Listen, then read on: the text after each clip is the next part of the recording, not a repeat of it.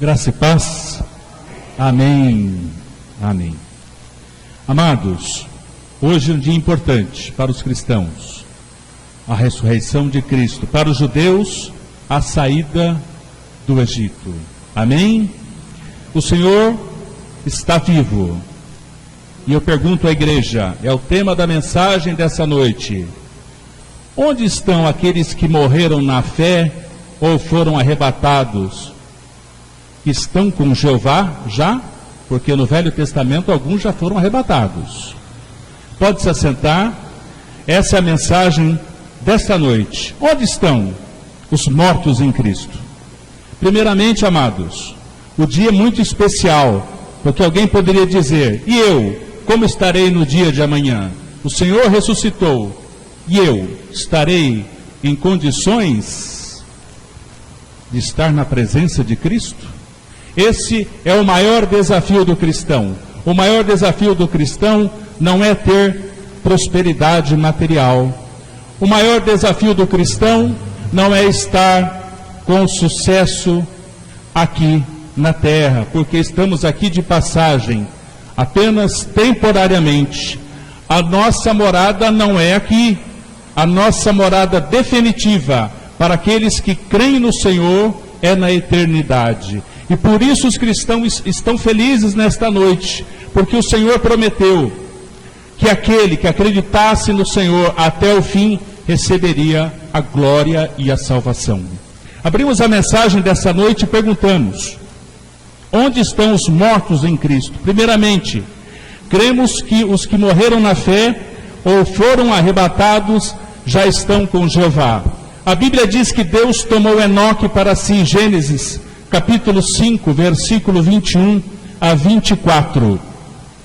E também Deus faria um arrebatamento de Enoque, e depois ele estaria onde se não fosse na presença de Deus? Enoque viveu 65 anos e gerou a Matusalém.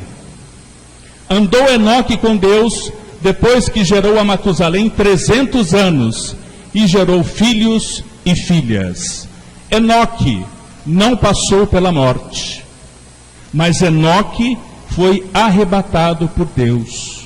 Será que já estamos neste patamar de ser arrebatado e não passar pela morte? Veja que Enoque no Velho Testamento já passou da vida do planeta Terra para a eternidade, sem passar pelo ato da morte. Também na carta de Hebreus, no capítulo 11, versículo 5, temos também narrado no Novo Testamento, Hebreus 11, versículo 5. Pela fé Enoque foi trasladado para não ver a morte, e não foi achado porque Deus o trasladara, pois antes da sua trasladação alcançou o testemunho de que agradara a Deus. Amados, será que já estamos neste patamar de Enoque? Não passar pela morte? Enoque foi arrebatado e ele não está dormindo, ele já está na eternidade, ele já tem a promessa da vida plena com Cristo Jesus. Abraão, Isaque e Jacó estavam vivos quando Jesus mencionou seus nomes. Jesus disse que Deus não é Deus dos mortos, mas dos vivos, porque para Deus todos vivem. Mateus capítulo 22, versículo 32. Mateus 22, versículo 32. Eu sou o Deus de Abraão, o Deus de Isaque e o Deus de Jacó. Ora, ele não é Deus de mortos, mas de vivos. Amados, o Senhor Jesus disse isso, que eles estão vivos, porque o Senhor Deus é o Deus dos vivos, e nós somos cristãos e nós cremos na eternidade. A maior vitória do cristão não é ter sucesso aqui na terra. A maior bênção do cristão é ir para a eternidade. E as igrejas não estão pregando a eternidade, estão pregando apenas, como na igreja de Laodiceia, a prosperidade material. Eu vou à igreja porque vou ficar bem, vou ter um carro, vou ter um apartamento, vou ser próspero materialmente. Mas não se fala da salvação. E por isso você pode até ter um sucesso aqui, mas você pode ir para o inferno. E não vai adiantar absolutamente nada o seu sucesso. A Bíblia diz que Moisés morreu no Monte Nebo e o Senhor o sepultou. Deuteronômio, capítulo 34, versículos 5 a 7. Olha, o Senhor sepultou a Moisés. Olha que situação, hein? Assim Moisés, servo do Senhor, morreu ali na terra de Moabe, conforme o dito do Senhor, que o sepultou no vale, na terra de Moabe, defronte a Bet-peor, e ninguém soube até hoje o lugar da sua sepultura. Moisés sepultado pelo Senhor. Isso já dito no Velho Testamento. Que honra para Moisés, sepultado pelo Senhor. A Bíblia diz que o profeta Elias foi levado ao céu num redemoinho. Segundo de Reis, capítulo 2, versículos 9 a 11. O profeta Elias, que todos conhecem, também foi arrebatado, tal como Enoque.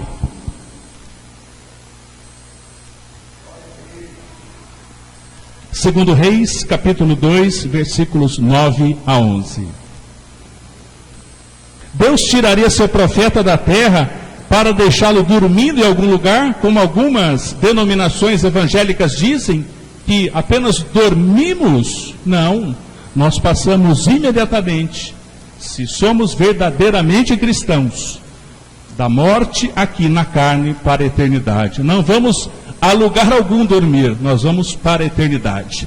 Havendo eles passado, Elias disse a Eliseu: pede-me o que queres que eu te faça antes que seja tomado de ti. E disse Eliseu: peço-te que haja sobre mim dobrada porção de teu espírito. Respondeu Elias: coisa difícil pediste, todavia se me vires quando for tomado de ti, assim se te fará. Porém, se não, não se fará.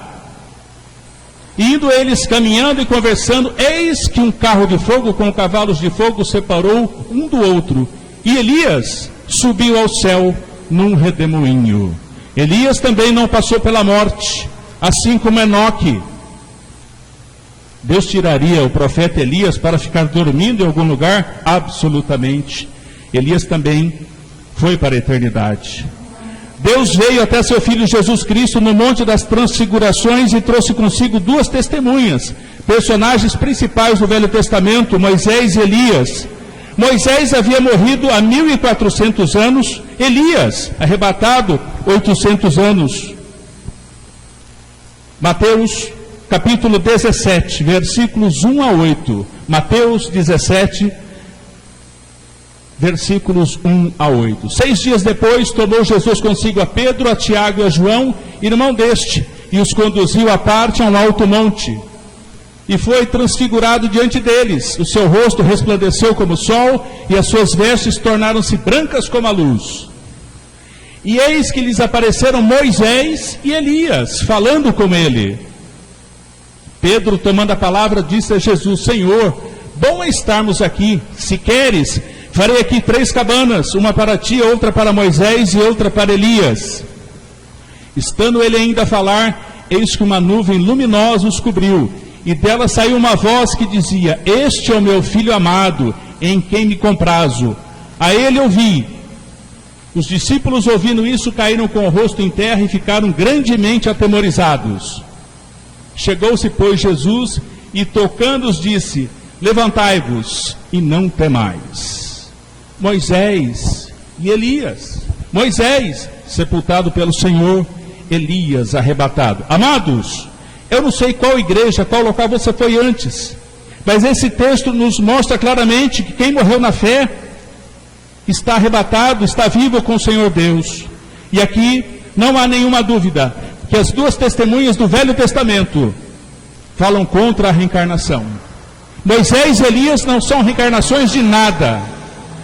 Testemunharam apenas a presença de Cristo no Monte das Transfigurações. Com certeza você já ouviu isso em algum local, ficou na dúvida, foi questionado o evangelho genuíno e verdadeiro com uma falácia, uma questão falsa. E não é isso, não há possibilidade de reencarnação. Esse texto mostra duas testemunhas com Jesus no Monte das Transfigurações. Davi escreveu sobre sua convicção e confiança de habitar com o Senhor para sempre. Salmo 23, versículo 6. Salmo 23, versículo 6. Certamente que a bondade e a misericórdia me seguirão todos os dias da minha vida e habitarei na casa do Senhor por longos dias. Veja que fé que Davi tinha. Ele tinha certeza que ele seria salvo. Ainda Salmo 16, versículo 10. Salmo 16, versículo 10.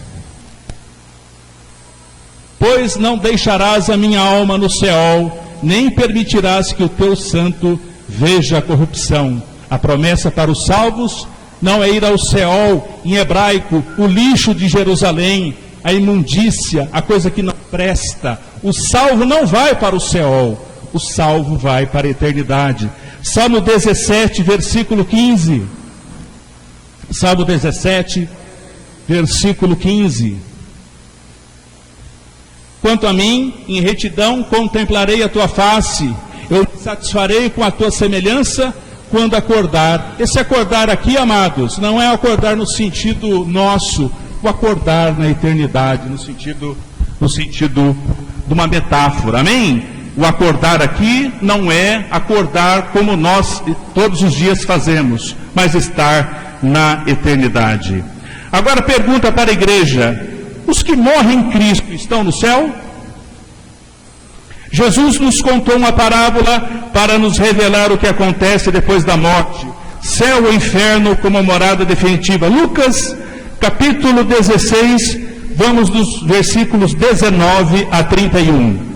Lucas 16, versículos 19 a 31. Conhecida essa parábola da igreja, a parábola do rico e de Lázaro. Ora, havia um homem rico que se vestia de púrpura e de linho finíssimo e todos os dias se regalava esplendidamente. Ao seu portão fora deitado um mendigo, chamado Lázaro, todo coberto de úlceras, o qual desejava alimentar-se com as migalhas que caíam da mesa do rico, e os próprios cães vinham lamber-lhe as úlceras. Veio a morrer o mendigo e foi levado pelos anjos para o seio de Abraão. Morreu também o rico e foi sepultado. No Hades, ergueu os olhos, estando em tormentos, e viu ao longe a Abraão e a Lázaro no seu seio. E, clamando, disse: Pai Abraão, tem misericórdia de mim, envia-me Lázaro, para que molhe na água a ponta do dedo e me refresque a língua, porque estou atormentado nesta chama. Disse, porém, Abraão: Filho, lembra-te que em tua vida recebeste os teus bens, e Lázaro de igual modo os males. Agora, porém, ele aqui é consolado e tu atormentado. E além disso, entre nós e vós está posto um grande abismo, de sorte que os que quisessem passar para vós não poderiam, nem os de lá passar para nós. Disse ele então: Rogo-te, pois, ó Pai, que o mandes à casa de meu pai, porque tenho 5 irmãos, para que lhes dê testemunho, a fim de que não venham eles também para este lugar de tormento. Disse-lhe Abraão: Tem Moisés e os profetas, ouçam-nos. Amados, está claro mais uma vez que não há possibilidade nenhuma de alguém do outro lado espiritual vir trazer alguma mensagem para nós. Segundo o ensinamento do texto, não tem purgatório.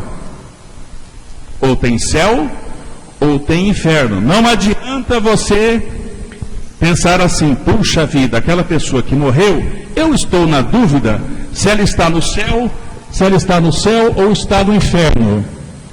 Então, eu vou fazer algumas penitências, algumas orações, e a posição dessa pessoa no mundo espiritual vai mudar. E não vai mudar. Porque o texto é claro: é impossível os que estão deste lado do Hades passarem para o seio de Abraão. Jesus nos contou essa parábola e revelou a farsa que é o purgatório. Amados, tem uma coisa que ainda não foi inaugurada: O inferno já existe, mas o lago de fogo e enxofre ainda não foi inaugurado. Então quem está no inferno já está numa situação difícil. Mas depois ele vai ser jogado no lago de fogo. A situação vai ficar péssima. A outra coisa que é muito boa para a igreja, a Nova Jerusalém, essa não foi inaugurada, mas ela vai descer dos céus para aqueles que são salvos. Enquanto os ímpios, os fariseus, os falsos pastores, os falsos profetas, aqueles que enganam as ovelhas, vão para o lago de fogo, a igreja vai para a Nova Jerusalém. O Senhor Jesus garantiu ao malfeitor arrependido: hoje estarás comigo no paraíso. Lucas capítulo 23, versículos 42 e 43. O Senhor Jesus é fantástico, Ele não faz acepção de pessoas. Uma pessoa estava lá ao seu lado na cruz, ele se arrependeu e disse assim: eu pago pelos meus pecados, mas o Senhor não tem pecado. Eu mereço isso, mas o Senhor não. E o Senhor disse para ele, então disse Jesus: lembra-te de mim quando entrares no teu reino. Seguinte, respondeu-lhe Jesus: em verdade te digo que hoje estarás comigo no paraíso. Veja, esse ladrão da cruz saiu imediatamente da cruz para o paraíso. O Senhor não faz acepção de pessoas, Ele escolhe a todos. Muitos não querem ir porque acreditam nas boas obras, porque acreditam na prosperidade material, porque acreditam em si mesmos. Mas, amado, se você não aceitar a cruz, você não vai ser salvo. Não há exceção, nem para mim e nem para você. Estevão, antes de ser apedrejado, viu o céu aberto e Jesus em pé à sua direita. Atos 7, versículos 55 a 60. Atos 7, versículos 55 a 60. Mas ele, cheio do Espírito Santo, fitando os olhos no céu, viu a glória de Deus e Jesus em pé à direita de Deus. E disse: eis que vejo os céus abertos e o Filho do Homem em pé à direita de Deus. Então eles gritaram com grande voz, taparam os ouvidos e arremeteram unânimes contra ele. E lançando fora da cidade o apedrejavam. E as testemunhas depuseram as suas vestes aos pés do mancebo chamado Saulo. Apedrejavam, pois, a Estevão, que orando dizia: Senhor Jesus, recebe o meu espírito. E pondo-se de joelhos, clamou com grande voz: Senhor, não lhes imputes este pecado. Tendo dito isto, adormeceu e Saulo consentiu na sua morte. Estevão também já foi imediatamente para o paraíso. Jesus é a ressurreição e a vida. Aquele que nele crê, ainda que morra, viverá. João, capítulo 11, versículo 25 e 26. Toda a base cristã, ela tem que ser centrada na cruz. Não existe cristianismo sem cruz. Se estamos falando que existem outros intercessores, se o Senhor Jesus Cristo ocupar um papel secundário na sua vida, você não é cristão. Você é um quase cristão, porque o Senhor não é único e suficiente Salvador. É mais um, mas o Senhor não abre a sua glória para ninguém. Portanto, reflita sobre isso. Só Ele pode te salvar. Não abra exceção no seu coração para mais ninguém. Não ouça ouvidos de falsas heresias, falsas igrejas que dizem que além do Senhor Jesus existem outros meios, existem as boas obras, existem outros intercessores, mas não existem.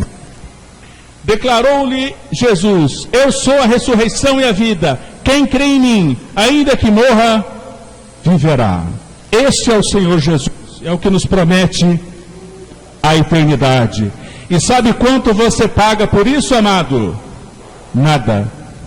Absolutamente nada. Porque nós seremos salvos pela graça. O que significa graça? Favor imerecido do Senhor Jesus. Significa que você será salvo e você não pagará nada por isso. Absolutamente nada. Nem mesmo a morte poderá separar-nos do amor de Deus. Romanos capítulo 8, versículo 38 e 39. Se você pensa, amado, que você, ao encontrar a morte, estará distante de Cristo, muito pelo contrário. Paulo diz em Romanos, porque estou certo de que nem a morte, nem a vida, nem anjos, nem principados, nem coisas presentes, nem futuras, nem potestades, nem a altura, nem a profundidade, nem qualquer outra criatura nos poderá separar do amor de Deus, que está em Cristo Jesus, nosso Senhor. Quem poderá nos separar do amor de Cristo? Ninguém, absolutamente ninguém. Se o seu coração verdadeiramente é convertido ao Senhor, você não vai cair em falsas promessas de salvação, você não vai cair em evangelho falso, anátemas, heresias. Amados, o Senhor promete a salvação, Ele pede apenas a sua conversão. Algumas igrejas estão prometendo tudo para você, menos a salvação. Cuidado, amado, cuidado. Você pode ficar próspero, mas eu até desconfio de quem está dando essa bênção para você, porque é uma bênção atrás da outra, e no final você fica com a bênção e cada dia mais distante de Cristo. Que cristão é esse? Que cristão é esse? É o que mais tem hoje na igreja de Laodiceia. O terceiro questionamento para a igreja: no mesmo instante da morte, o salvo é levado imediatamente para a presença de Cristo. O apóstolo Paulo diz que partir e estar com Cristo é incomparavelmente melhor. Filipenses capítulo 1, versículos 20 a 23. O apóstolo Paulo nos dá um grande ensinamento. Ele diz que estar com Cristo é muito melhor do que estar aqui. Segundo a minha ardente expectativa e esperança de que em nada serei confundido, antes com toda a ousadia, Cristo será tanto agora como sempre engrandecido no meu corpo, seja pela vida, seja pela morte. Porque para mim o viver é Cristo e o morrer é lucro. Mas se o viver na carne resultar para mim fruto do meu trabalho, não sei então o que hei de escolher. Amados, esse é o testemunho do apóstolo Paulo. Ele diz assim: olha, é melhor morrer, estar com Cristo, do que ficar aqui. Aliás, um dia uma pessoa disse assim para mim, eu nunca mais me esqueci dessa frase, serviu como ensinamento. Ele disse assim: olha, quando uma pessoa deixar de sentir saudade do seu dia a dia, das pessoas que ela passa a conviver e do seu trabalho, é hora de partir. Eu achei essa frase muito correta.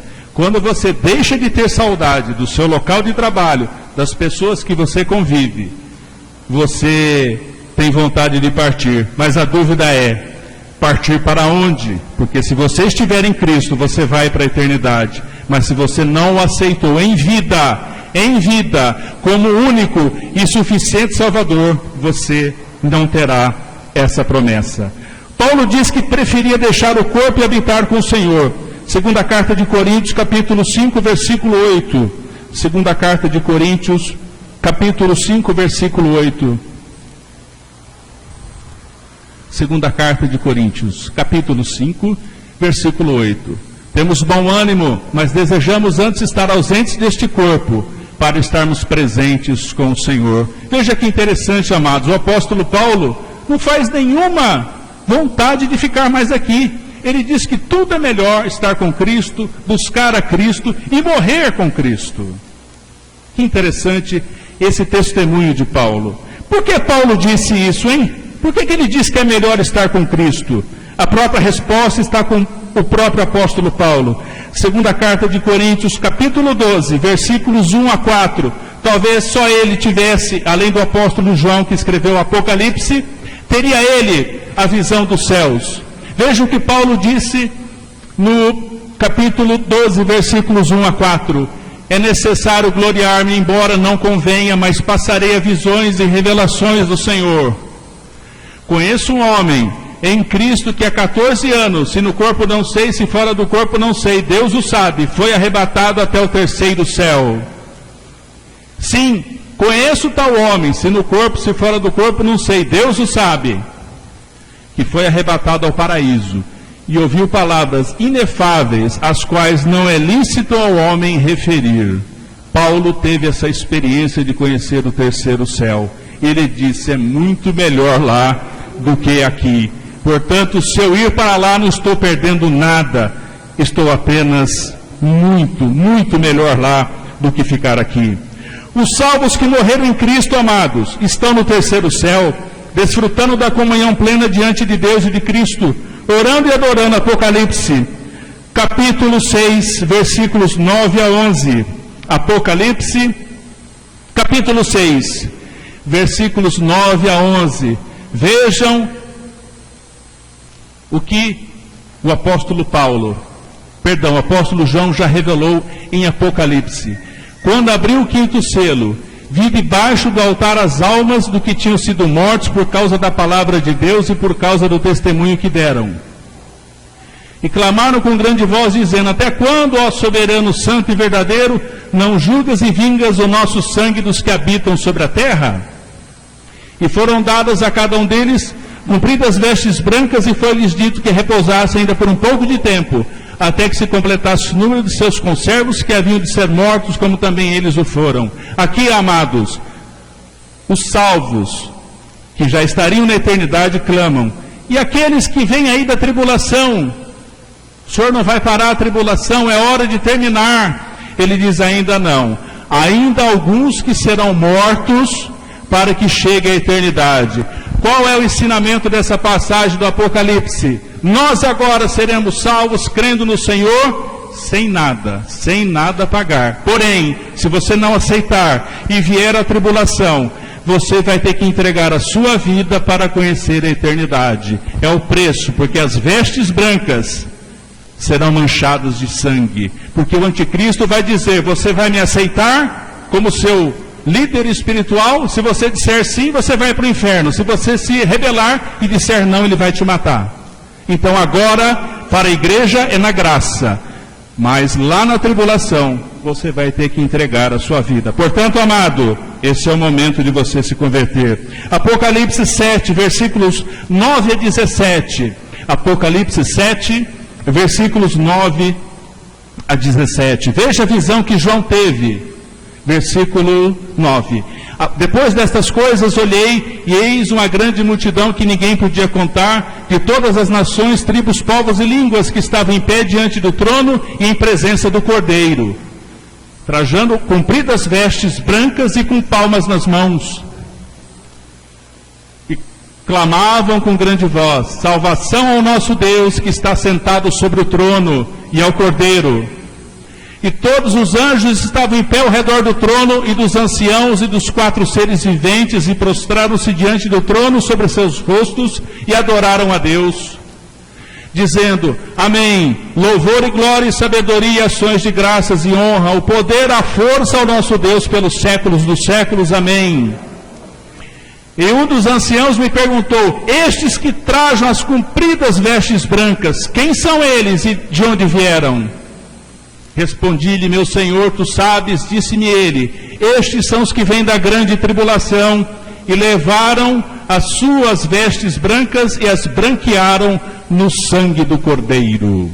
Portanto, amado, ainda há uma salvação. O Senhor é tão maravilhoso que Ele diz assim: olha, se você não subiu pela graça, você tem uma chance, mas você vai ter que entregar sua vida na grande tribulação.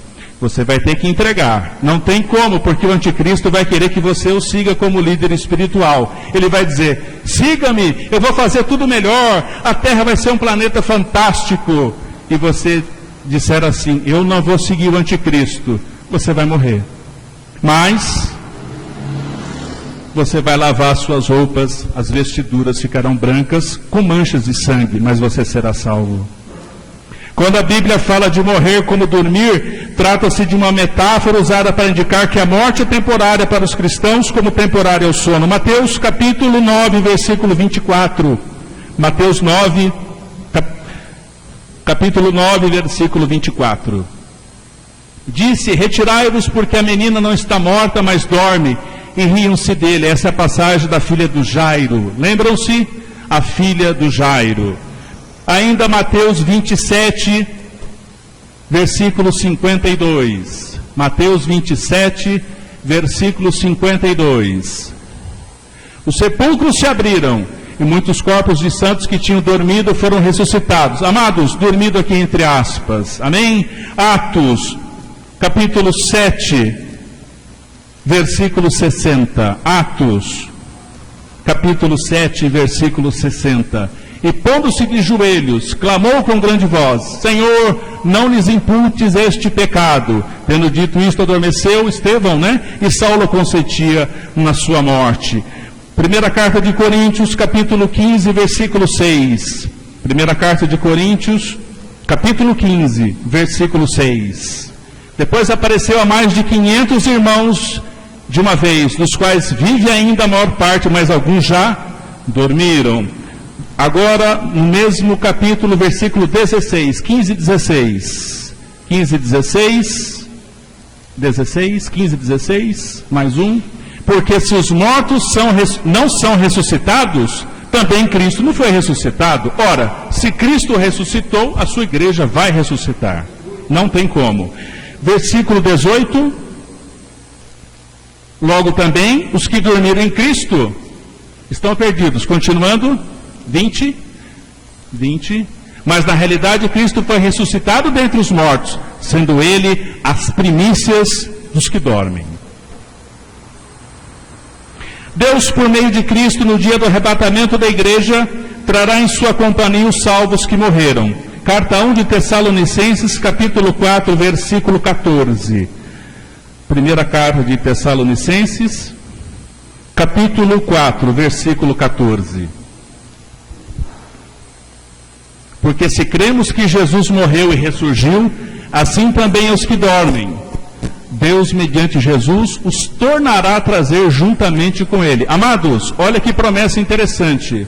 Aqueles que morreram em Cristo, no dia do arrebatamento, estarão acompanhando toda a festa do Senhor para a festa das bodas do Cordeiro. Você, se morrer em Cristo, já tem um convite desde hoje. Você estará lá na festa das bodas do Cordeiro, porque será o triunfar de Cristo sobre este mundo. Porque os judeus achavam que Jesus era aquele homem simples e era mesmo, humilde era mesmo, amoroso era mesmo, mas ele tinha que ser um homem forte, um general de guerra para tirar o jugo dos romanos. Mas porque eu faço boas obras. Então vamos lá, Efésios capítulo 2, versículos 8 e 9. Eu faço boas obras. Tudo que o senhor está dizendo aí é uma grande farsa, é uma grande mentira. Mas aí tem o ensinamento de Paulo, porque pela graça sois salvos por meio da fé, e isto não vem de vós, é dom de Deus. 9. Não vem das obras, para que ninguém se glorie. Então, amados, mas eu estou fazendo boas obras, eu sou tão bom, o pessoal do bairro me acha que eu sou um cara espetacular, tão simpático, tão educado, tão gentil. Mas se você não aceitar a Cristo, lamentavelmente, você não vai para a eternidade. E os que foram perdoados, lavados pelo sangue de Jesus derramado na cruz, estão diante de Deus. Apocalipse, capítulo 7, versículo 14. Capítulo 7. Respondi-lhe, meu Senhor, tu sabes, disse-me ele, estes são os que vêm da grande tribulação e levaram as suas vestes e as branquearam no sangue do Cordeiro. Amado, a pergunta que eu faço para a igreja é: se você morresse agora, por que Deus deveria deixá-lo entrar no céu? Se você morresse agora, por que Deus deixaria você entrar no céu? Você tem alguma das condições de Elias, do profeta Elias, de Enoque, de Moisés, de Paulo? Ou você é apenas um cristão religioso? Eu vou lá aos cultos, de vez em quando, faço umas boas obras, apareço de vez em quando, mas eu não tenho compromisso. Aquilo que eu ouço eu não vivo. Eu sou, na verdade, um meio cristão. Mas amigo, amiga, amado, amada, não tem meia salvação. Ou você é salvo ou não é salvo. Procure, amado, fazer uma reflexão.